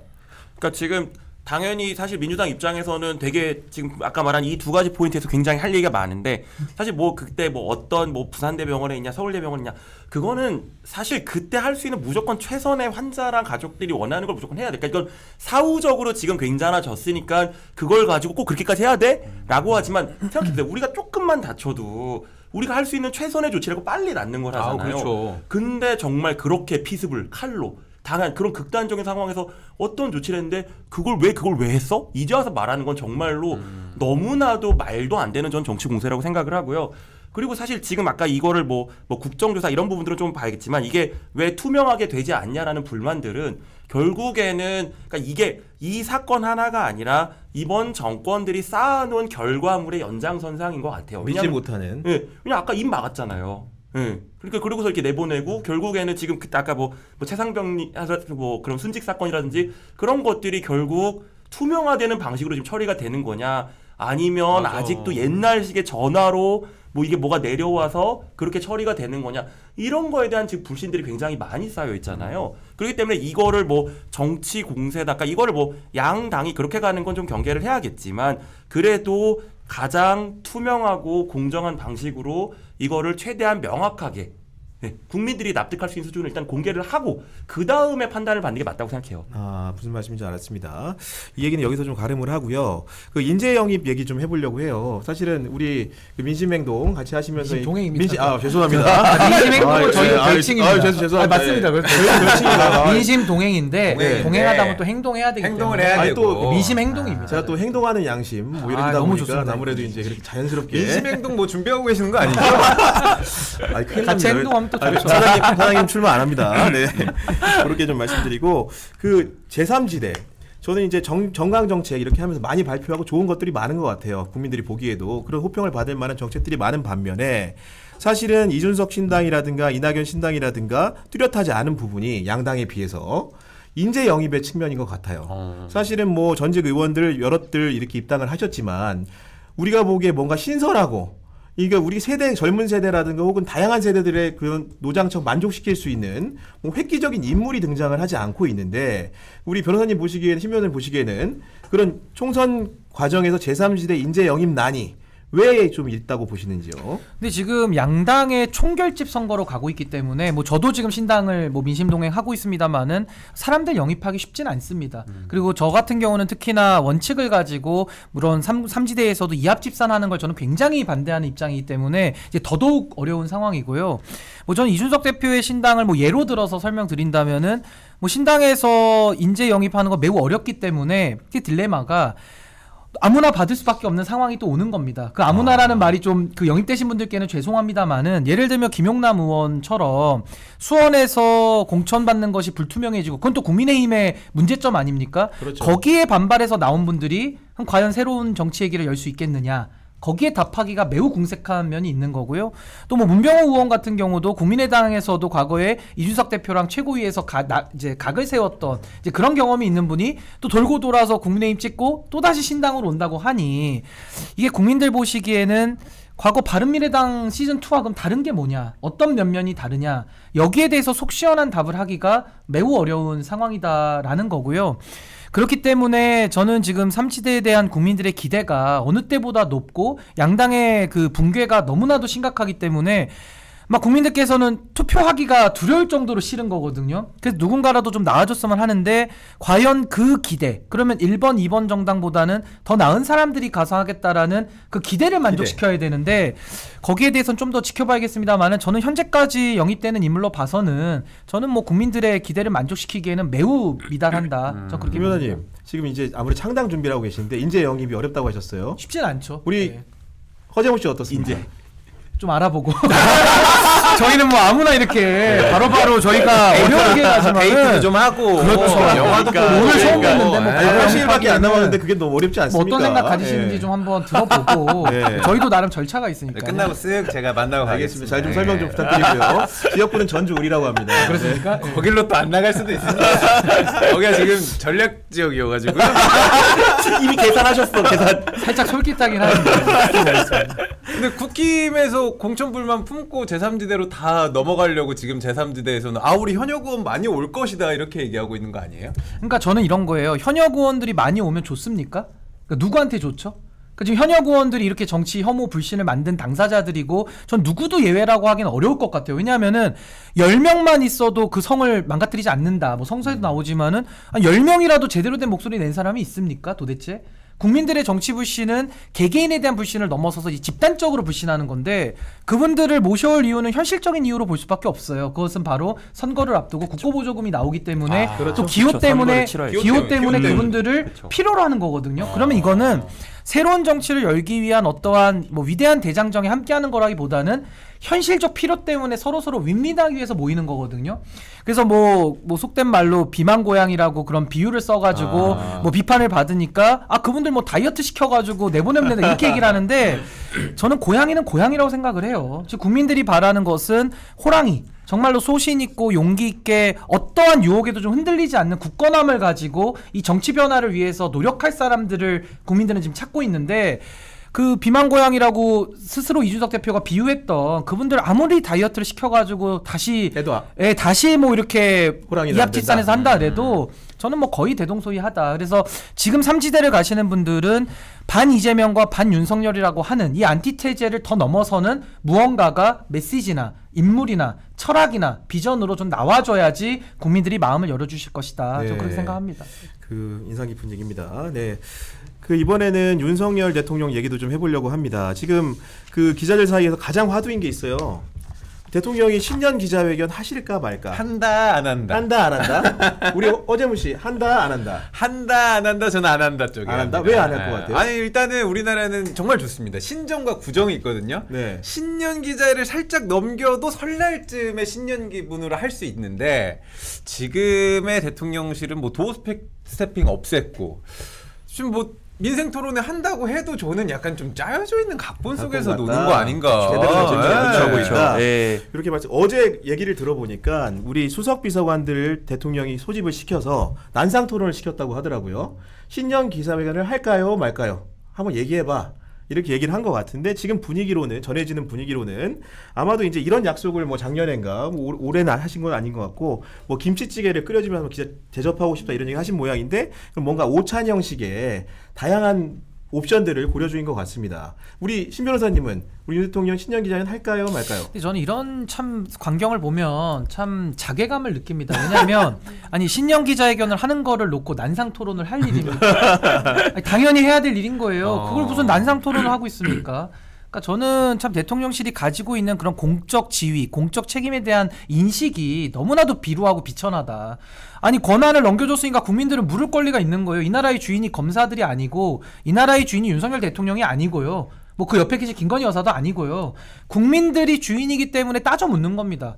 아니 근데 거기에 대해서 보고할 의무가 있는 대통령이라는 분이 다 열어놓고 얘기해봐. 난 김치찌개 끓여줄까 말까 이렇게 얘기를 하시면은 국민들 입장에서 굉장히 황당하죠. 당연히 해야 될 일이다. 저 그렇게 생각합니다. 그렇지만 안 할 것 같아요. 네, 그렇지만 왜 안 하는 겁니까? 그러니까 지금 그 도어 스태핑 처음에 원래 제가 알기로는 그 윤 대통령이 굉장히 말씀을 하시는 걸 좋아하고 말씀을 많이 하신다고 했어요. 왜냐하면 제가 주변 분들한테 굉장히 공통적으로 그런 얘기를 들었고 그 다음에 식사와 뭐 말씀과 이런 것들을 굉장히 좋아해서 처음에 짜잔 하고 나는 소통하는 대통령이 될 거야 도어 스태핑 했지만 이제 점점점 이제 예상하지 못했던 상황들이 벌어지면서 이게 바로 어느 순간 갑자기 쇄국 정책과 같이 딱 셧다운이 되면서 그때부터 이제 가장 많이 하신 게 이게 외유를 나가십니다. 이제 해외 출장 순방들을 많이 다시면서 점점점 접점을 줄여 나갔잖아요. 거기다가 지금 최근에는 뭐 이제 그 뭐 김건희 여사 뭐 특검법이라든지 이런 것들이 나오면서 굉장히 본인한테 말만 들어오면 조용해 거의 약간 거의 이 수준의 지금 그 상황들인 거잖아요. 이런 상황에서 만약에 신년 기자회견을 한다. 라고 하면 과연 특검법 질문 안 나올까요? 제가 어느 언론에 나온 그 대통령실 관계자의 대통령실 워딩은 대체로 이제 이렇게 익명화하지 않습니까? 워딩을 보니까 대통령이 원하는 수준 높은 대화다. 뭐 이런 표현이 있더라고요. 근데 그게 사실 기자가 만약에 대통령실 관계자로부터 들은 것이 맞다면 그 얘기인즉슨 결국은 김건희 여사에 관련된 곤혹스러운 사적 질문이나 아니면 디올백 수술 같은 여러 가지 그런 것들이 있지 않습니까? 그런 얘기들을 좀 자제해달라는 얘기로 보여요. 그러니까 정책 중심의 품격 있는 대화를 하자 이렇게 보이는데 그런 뭐 대화 동의하십니까? 아니 근데 사실은 어떻게 보면 대통령은 이해상충이 있잖아요. 그러니까 뭐 공무원들은 다 이해상충 행위를 하면 안 되는 게 있고 그게 법적으로도 정해져 있고 그런데 지금 그러니까 그게 단순히 뭐 김건희 여사의 개인적 뭐 그런 게 아니라 결국은 그게 국가의 의사결정 시스템에 영향을 미치는 거고 또 거기 나와서 결국 이제 거부권을 계속 행사하고 있잖아요. 그럼 그 거부권 행사는 과연 그럼 이해상충에 반하지 않냐? 이런 것들은 사실 정책적인 거 아닌가요? 이런 것도 못 묻게 하고 김치찌개 거기 오시는 기자님들 다 자기 돈으로 김치찌개 사 먹을 수 있어요. 근데 그렇죠. 무슨 김치찌개 먹냐 막걸리를 마시냐가 중요한 게 아니잖아요. 우리가 앞으로 대한민국을 그러면 남은 임기 동안 어떻게 이끌어 나갈 거냐? 그럼 이런 일들이 어떻게 하면 방지될 수 있을까? 이거에 대한 얘기들을 하자라는 건데 그거는 품격 없는 대화다. 라면 그럴 기자회견 뭐하러 하죠? 그럴 거면 저는 그 태도가 매우 불량하다라고 생각이 드는데 학생이 시험 보러 가는데 선생님한테 이렇게 얘기를 합니다. 내가 아는 문제만 내라. 모르는 문제는 문제가 아니니까 출제하지 마시라. 그런 학생 좋은데요? 불량 학생 아닙니까? 넌 학생이고 난 선생이야. 아니 그러니까 학생이 어떻게 나 아는 문제만 내라고 출제자한테 요구할 수가 집이 있겠습니까? 엄청 금수저면 가능한 거 아니에요? 이사장이야 이사장 우리 아빠. 그러니까 윤석열 대통령이 지금 본인의 지위를 착각하고 있는 거예요. 지금 본인이 특별하거나 대단해서 그 자리에 가 있는 게 아니잖아요. 우리 민주공화국의 원리가 우리 시민들 중에 우리의 권한, 주권자인 국민들이 권한을 거죠? 위임을 해서 5년 동안 나라를 위해서 일해달라. 그래서 봉급도 많이 주는 거거든요. 공무원 중에는 최고 뭐 아닙니까? 근데 우리 헌법에는 국민 전체의 봉사자라고 공무원을 규정해놓고 있는데 봉사하시는 분이 어떻게 국민들한테 품격 있는 거라는 단어를 쓸 수가 있습니까? 제가 여기서 뭐 품격을 논쟁하자는 게 아니고 인식 자체가 내가 원하는 질문만 가려받겠다라는 것은 그건 공적인 일을 하시면 안 되는 거예요. 차라리 사인으로 돈을 많이 벌고 사인으로 활동을 왕성하게 하시면 질문 안 받아도 됩니다. 그렇죠. 사적인 일을 하는데 왜 질문을 알아야 되죠? 오히려 질문하는 사람들이 불쾌감을 주면 그 질문자들을 욕할 거예요. 근데 지금은 공적인 역할, 그것도 우리 국민들의 생명과 안전을 지키는 대통령으로서 권한을 행사하는 자리에 가 있는데 현직 대통령이 질문을 안 받고 품격 있는 것만 논하겠다? 전 그 인식 자체에 대해서 이건 헌법을 몰라도 너무 모르는 불량 대통령이라고 저는 생각합니다. 나왔다. 이거 나왔다. 이 저희 경영TV 입장과는 다름을 좀 말씀드립니다. 다른 겁니다. 당황하셨어. 겁니다. 너무 세게 불량 대통령이라는 표현에 동의하지 않습니다. 네. 좀 이렇게 말씀드리고요. 불량 네. 학생의 비유를 한 거니까. 네, 그 어제 대통령이 금융 분야 민생 토론회를 하셨어요. 우리 배 변호사님, 미국에서 근무를 어디서 하셨죠? 저는 미국 연방거래위원회 FTC라고 네. 뭐 금융은 아니지만 일반적인 공정거래는 다 다루긴 했습니다. 그러니까요. 네. 어제 이제 토론회 내용을 저도 다 본 건 아닌데 네네. 내용인즉슨 아마도 주식 관련된 그쵸, 매매 그쵸? 세제들을 그쵸? 굉장히 개편하고 네네. 뭔가 우리 개미 투자자들에게 새로운 길을 열어줄 것 같은 말씀을 많이 하신 것 같아요. 네네. 제가 이해한 게 맞죠? 그렇죠. 그런데 그러면서 이제 대통령이 하신 말씀이 지금 우리는 코리아 디스카운트다. 뭐 주주 자본주의라고 하지만 그런 부분들이 굉장히 좀 이렇게 뭔가 우매한 수준이다 이렇게 말씀을 하셨는데 그 미국 정부의 선진 금융을 공부하고 오셨으니까 감독기관에 계셨으니까 네네. 실제로 이 대통령 말씀이 맞는 거예요. 근데 우리나라가 사실 왜 이런 정책들을 꼭 약간 총선을 앞두고 이렇게 던져서 그 약간 이제 그런 뭐 주식방이라든지 그런 네이버 뭐 카페나 등등등 있잖아요. 여기서 그런 말을 만드는 방식으로 이거를 하려는지 진짜 모르겠어요. 왜냐하면 사실 이게 세제라든지 이런 주식 금융은 굉장히 예민하고 굉장히 여러 가지가 다 연결이 돼 있습니다. 그러니까 이걸 예를 들어 무슨 뭐 그럼 예를 들어 뭐 주식 양도세 뭐 이걸 낮춰준다 뭐 이렇게 한다라고 해서 그게 뭐 주가가 오르고 사실 그렇다기보다는 그냥 전반적인 그러면 자금의 흐름을 어떻게 만들 것인지 파생이나 이런 것들을 어디까지 허용할 것인지 뭐 최근에 나온 뭐 ETF라든지 뭐 그런 뭐 블록체인이나 암호화폐들은 어떻게 할 것인지 이런 거에 대해서 좀 이렇게 철학을 좀 빌드를 한 다음에 거기에 맞춰서 정책을 넣어야 되는데. 이게 되게 옛날 땡전 뉴스 같아요. 옛날 땡전 뉴스처럼 왼전을 베푼다는 그러니까 거죠. 네. 야 너네 주식 거래하기 싫었으니까 나 지지율 올라가는 거지? 안 올라가? 이거 언론이 잘못됐네. 약간 이제 거의 이 수준의 거의 국민들을 그렇게 아시는 것 같은데 근데 국민들이 그렇게 수준이 낮지 않아요. 국민들이 이렇게 수준이 낮지 않고 그리고 코리아 디스카운트는 아까 말씀하신 대로 꼭 그런 뭔가 금융 제도 자체의 문제도 있지만 결국 우리나라가 갖고 있는 예를 들어 진짜 뭐 북한과의 리스크라든지 네. 뭐 중국 지금 미국 지금 정말 이런 굉장히 이런 체인을 나누면서 굉장히 지금 갈등들이 커지잖아요. 사실 네. 이런 것들이 복합적으로 얽혀있기 때문에 솔직히 이렇게 아무 말 대잔치를 하시면 안 되고요. 예, 이렇게 정말 제발 이번 선거에 뭔가 그런 목적으로 약간 국민들한테 은전 주듯이 이런 식으로 뭐를 하지 말고 조금 남은 기간이라도 좀 제대로 된 철학을 가지고 예전에 처음에 대선 때 나왔던 사실 그때 뭐 연금 개혁 이런 좋은 얘기들 나왔었잖아요. 근데 그런 것들 지금 다 사라졌거든요. 해결이 안 되고 있죠. 예. 그런 것들 다 사라졌고 또 얼마 전에는 예를 들어 뭐 부동산이라 그러면 그냥 뭐 이제 그냥 모두가 집 갖는 세상은 없다. 뭐 이제 이런 식의 얘기들 그냥 하면서 이제 결국 그런 다주택자들 정말 그런 거 세제 혜택 또 그냥 떡밥 주는 거잖아요. 세컨하우스 가짜. 네. 그러면서 정작 R&D 예산을 깎고. 그러니까 이게 방향성을 모르겠는데 저희도 혼란스러운데 국민들이 얼마나 혼란스러울까 걱정이어가지고 제발 이런 식의 발표는 좀 자제해 주셨으면 좋겠습니다. 네, 미 연방에서 근무하신 굉장히 권위 있는 말씀 감사합니다. 네, 네. 저는 뭐 권위는 많이 없지만은 저의 일반적인 상식에서 이 부분을 바라본다면은 이 자본시장 선진화라는 게 굉장히 고도의 전문적인 영역이고 특히 이런 투자에 관한 것은 뭐 정보의 뭐 비대칭 문제라든지 이게 굉장히 심리적인 영역이라서 굉장히 저는 함부로 건들면 안 되고 정치인들이 오히려 이런 데에다가는 손을 떼야 되는 겁니다. 그리고 전문가들이 정책을 일관되게 집행할 수 있도록 방향만 설정하는 것이 옳다. 근데 저는 요즘에 한국 사회가 너무 불행한 것이 왜 사람들이 주식을 하는지에 대해서는 안 물어봐요. 주식 시장을 어떻게 선진화하고 어떻게 주식하는 분들 뭐 공매도 폐지나 이런 쪽으로 집중을 해서 자신에게 유리한 정책 나오면은 열광적으로 지지하는 이게 포퓰리즘이거든요. 저는 거기에 가기에 앞서서 이런 정책들은 전문가들에게 맡겨놓을 부분이고 더 본질을 물어봐야죠. 왜 사람들이 주식합니까? 왜 회사 다니는데 주식을 해야 되죠? 결국에는 부동산값 문제와 지금 뭐 저희 세대, 난 저보다 조금 나이 어린 세대에서는 지금 자신의 미래를 준비할 수 없는 세상이 된 거예요. 회사 성실하게 다니고 저축하고 적금 받아가지고 집을 살 수가 없고 결혼을 할 수가 없고 미래가 불안하고 또 아팠을 때 어떡하지?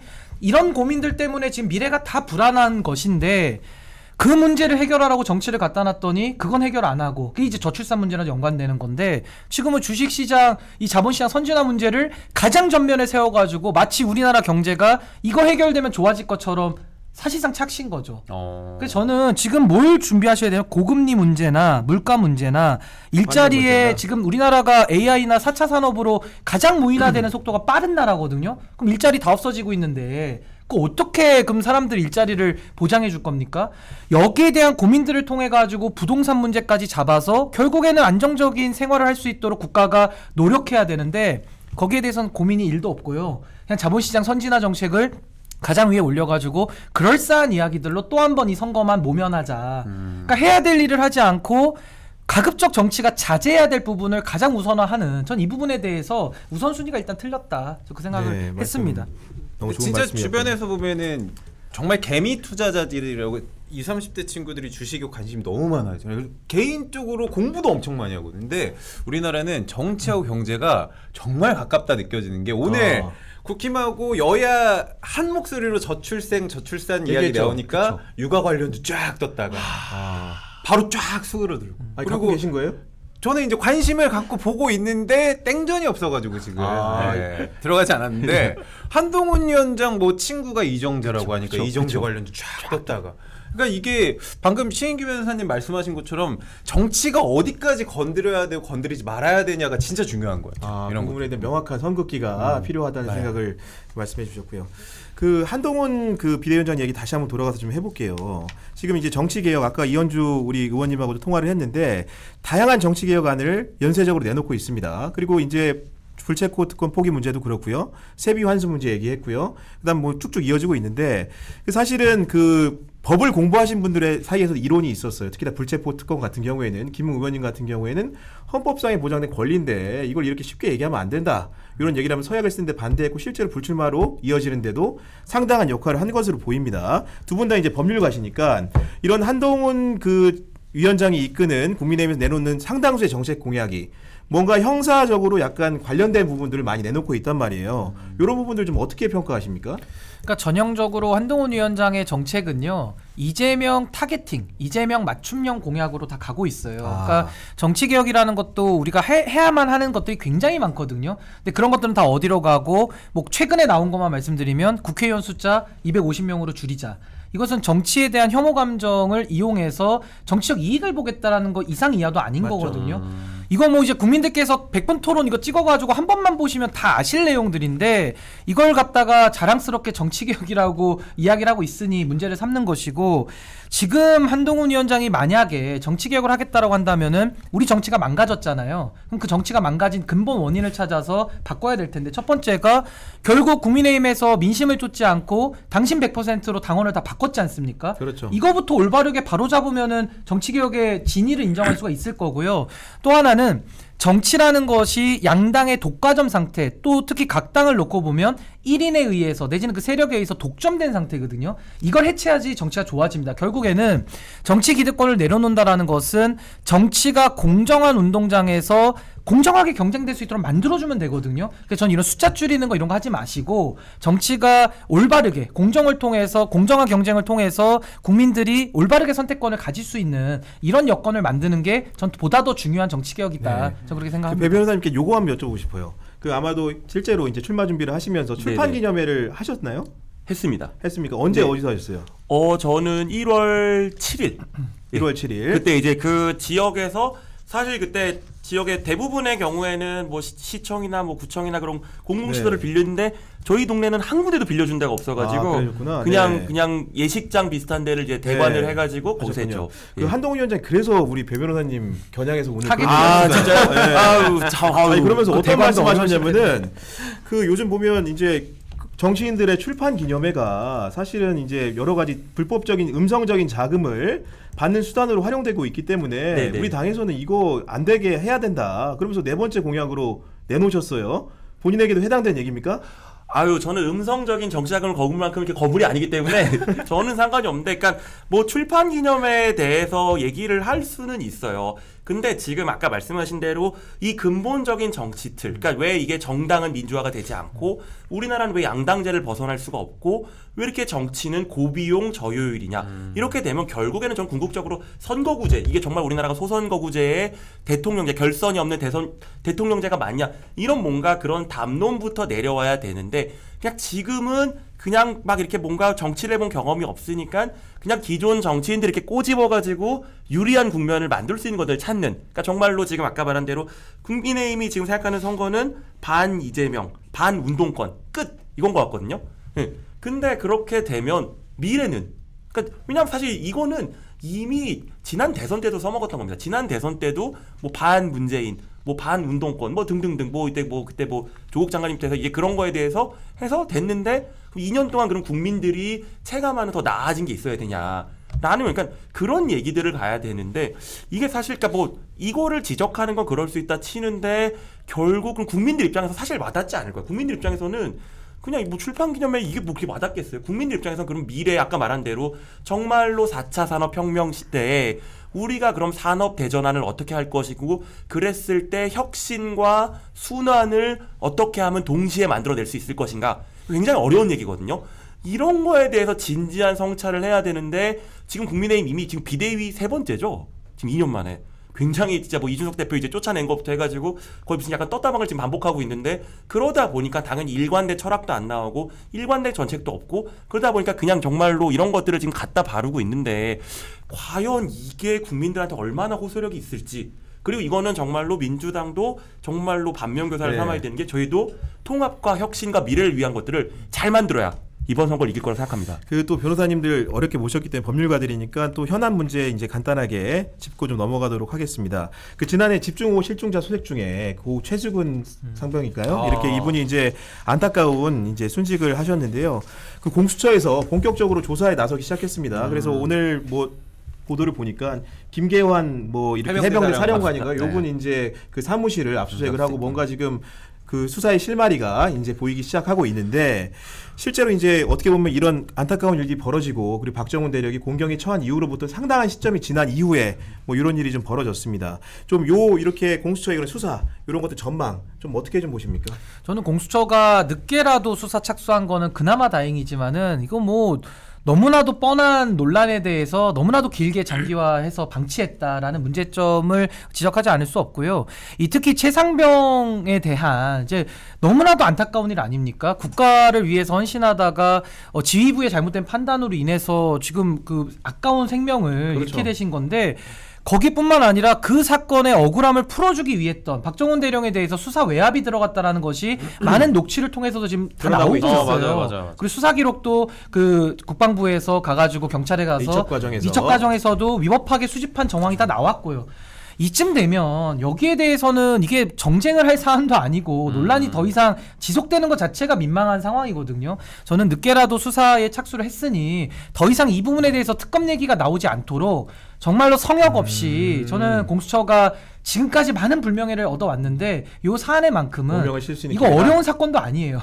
바로 저는 수사를 해서 저는 엄정하게 전 지휘고와 물론하고 전 진실을 밝혀야 된다. 네. 진실의 시간이다 저는 이렇게 봅니다. 변호사님 어제 김종대 전 의원이 저희 이제 구규영의 정치비상국에 나와주셨는데 네. 이 사건과 관련해서 이런 말씀하셨어요. 그 김건희 특검보다도 어떻게 보면 훨씬 더 나중에 최상병 특검이 정권을 위협하는 그런 그 일이 될 수 있다. 이렇게 말씀하셨. 그 의견에 동의하십니까? 분명히 충분히 일리는 있는 말씀이라고 생각을 하는 게 결국 그러니까 이제 뭐 그 김건희 특검은 예를 들어 지금 크게 말하면 두 개잖아요. 도이치모터스랑 그다음 뭐 디올백이랑 뭐 이런 거라고 하는데 도이치모터스는 엄밀히 말하면 정권 이전에 이제 그렇죠. 그게 네, 이제 실전적으로 그러기 때문에 정권 자체 이제 그거에서 조금 이제 뭐 그러니까 이제 그것 때문에 뭐 이제 뭐 김건희 여사가 뭐 어떤 이제 형사적인 이제 제재를 받는 이제 그런 쪽으로 갈 수 있지만 그런 거고 그다음 디올백도 약간 개인의 어떻게 보면 그런 약간 뭐 비위나 이제 이런 쪽에 가까웠다고 이제 해석을 할 수도 있겠죠. 아직 저희가 네, 사건 파기 전이니까. 맞습니다. 근데 이 최상병 사건은 국가의 수사 체계,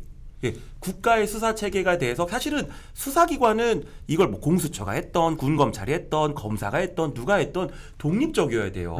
사실 그 수사기관이 정권의 영향을 받는다. 라고 하면 공정성을 잃는 거고 그럼 어떤 국민이 이걸 믿고 신뢰하고 예, 국민들이 그럼 거기 누가 승복을 하겠어요. 그런데 이게 정말 올라가는 과정에서 정면으로 뭐 어떤 예를 들어 무슨 뭐 전화가 왔다. 이거 뭐 다시 기록 뭐 돌려보내. 이거 뭐 올리지 마. 뭐 이렇게 해서 예를 들어 박정원 대령이 밝혔더니 너 뭐 상명하복 뭐 이거 위반이야 그러면서 갑자기 네. 거기 뭐 구속영장 치고 이렇게 된 거잖아요. 그러니까 이거는 사실 정권이 돌아가는 시스템에 대해서 결국 우리나라는 아무리 대통령제지만 1번은 법치주의입니다. 네, 법치주의고 삼권 분립이고 이런 뭔가 국가의 기본적인 권리들이 이런 것들이 명문화되어 게 있는데 그걸 깨는 거잖아요. 네. 예, 그렇기 때문에 이거는 그러면 지금 우리가 신임을 해서 뽑은 윤석열 대통령, 윤석열 정부가 이렇게 돌아갔어? 사실 그 충격을 줄 수 있기 때문에 왜냐하면 사실 예전에 그 박근혜 대통령 탄핵 때도 정말 그 한 방에 이렇게 와르르 무너진 거잖아요. 이 정권의 의사결정 시스템이 우리가 알던 게 아니었다. 예, 그러기 때문에 더 위협적이라고 봐요. 그러니까 뭐 아직 사실은 개별적인 직접적인 증거가 표출된 건 없지만 사실은 박정훈 대령이라든가 군인권센터 등이 밝힌 자료들을 보면 대통령실이 이 문제에 간접적으로도 혹은 직접적으로 개입했을 것으로 의심을 살 만한 정황들이 좀 있단 말이에요. 결국 수사기관에서는 그런 것들을 직접 증거를 체득함으로써 뭔가 범죄로 소명을 해야겠죠. 그런 절차들이 남은 것 같고 아까 이제 신 변호사님 말씀해 주셨지만 결국 수사기관의 역할이라는 것이 특검으로 갈 필요 없이 지금의 문제들을 빨리 풀어내는 것이 가장 중요해 보인다. 현안으로서 해결하는 것이 그것이 결국은 대통령 본인의 리스크도 줄이는 길이고 국가적으로도 뭔가 억울한 죽음을 위무하는 길일 것 같습니다. 근데 여기서 가장 핵심은 이종섭 전 국방부 장관이 결재를 한 사안에 대해서 번복하면서 이게 지금 다 꼬여버린 거거든요. 그래서 저는 그 결재를 틀 수 있을 정도의 힘을 가진 세력이라 그러면은 국방부 장관보다 더 위에 몇이 없어요. 힘을 쓸 수 있는 사람들이. 그러니까 저는 이게 수사 대상자도 굉장히 협소하다고 보고 금방금방 수사할 수 있는 거거든요. 근데 저는 이 사안을 통해 가지고 제일 우리 사회가 비극적인 것이 뭐냐면은 최수근 상병의 지금 유족들 그분들의 마음도 우리가 같이 공감을 해야 될 것이고 또 하나는 법을 지켜서 수사를 했던 박정훈 대령과 그 수사 단원들. 맞아. 이분들이 법을 지킨 사람들이 지금에 와가지고는 갑자기 항명이 되고 위법한 행위를 한 걸로 지금 뒤바꿔치기가 돼 있어요. 그러면 앞으로도 우리 사회에서 앞으로 법 지키고 살아라라고 가르칠 수 있습니까? 다 그냥 힘센 사람 옆에 붙어라. 법이고 뭐고 간에 억울해도 상관없다. 너 하나 출세하면 된다. 이렇게 가지 않겠습니까? 이렇게 반칙이 횡행하게 되면은 이 사회가 유지될 수 있나요? 저는 최수근 상병 이 안타까운 사건도 우리가 집중적으로 규명을 해야 되지만은 이 수사 외압은 국가의 국기를 이건 문란시킨 그렇죠. 거기 때문에 문란행위죠. 이거를 우리가 용납하거나 비껴가 가지고는 대한민국이 저는 오히려 과거로 완전히 퇴보한다. 매우 중요한 문제라고 저는 생각합니다. 네. 진짜 그 해병대 수사관하고 이 전화 통화 이 경북 경찰청이었나요? 수사장장하고 전화하는데 흐느끼면서 마지막에 필승 저도 해병대 906기입니다. 선배님인 거 알고 있습니다. 딱 하는데 진짜 이 두 남자의 대화 안에서 말하지 못하는 많은 것들이 녹아 있어서 근데 국가를 향한 사랑과 그 돌아가신 최수근 상병님에 대한 그 동료 의식, 그렇죠. 동료애 이런 것들이 다 녹아져 있어요. 그 안에는. 그런 말씀 맞는 것 같고 이제 끝으로 이제 뭐 이렇게 총평 한번 해보면 좋겠는데요. 그 꼭 이제 나오시는 분들한테 좀 여쭤보는 게 좀 있습니다. 물론 이제 변호사님들 또 나오시겠지만은 그 총선 전망, 그 여야 의석 확보 전망 좀 숫자로 좀 이렇게 예측 한번 해보실까요? 아, 예언가. 여야로 나눠서. 네, 좋습니다. 신스트라다무스, 뭐 이렇게 베스트라다무스. 네, 한번 볼까요? 네. 지금 네, 한번 해보시죠. 네. 뭐 저는 사실 그 총선 결과 저는 여당이 참패를 할 거라고 봅니다. 그래서 저는 여당은 한 80석 미만으로 저는 갈 것 같고요.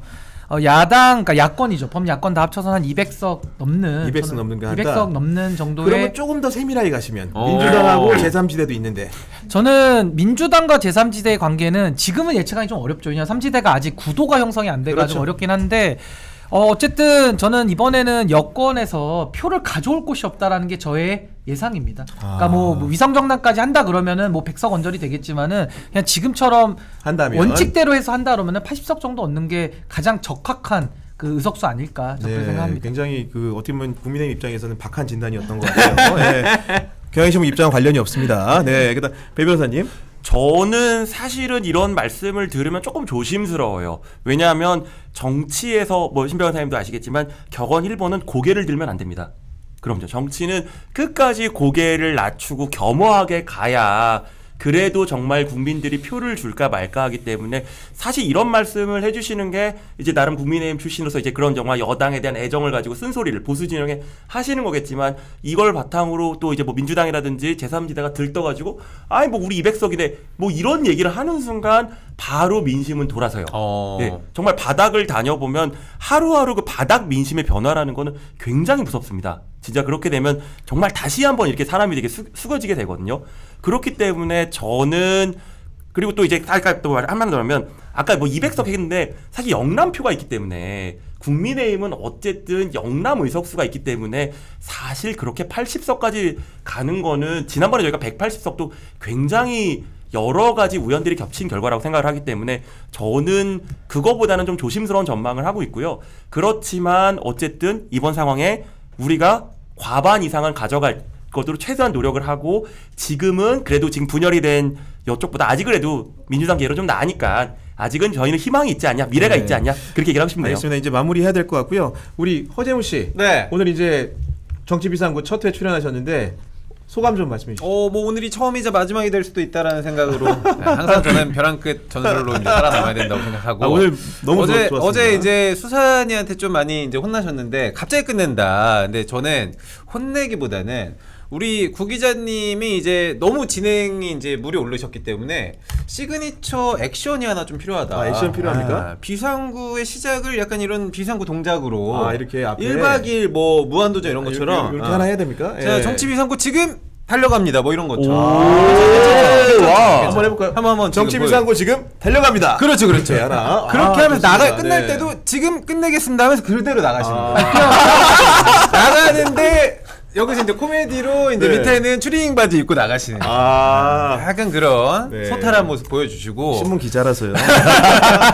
그리고 이제 우리 또 이번 주가 첫 주지만 우리 또 애칭을 정해야 되지 않겠습니까? 그렇죠.